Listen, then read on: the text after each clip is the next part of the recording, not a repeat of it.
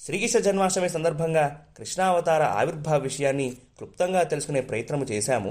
అందులో భాగంగా ఒక రెండు విషయాలను మనం గుర్తించాలి.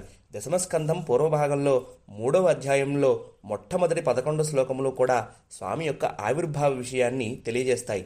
పిల్లలు కావాలి అని అనుకునే వాళ్ళు ఈ 11 శ్లోకాలని కూడా అధ్యయనం చేయమని మన పూర్వాచార్యులందరూ మనకి తెలియజేస్తారు. అందులో మొట్టమొదటి శ్లోకము నిశీధే తమ ఉద్భూతే అని ప్రారంభమవుతుంది.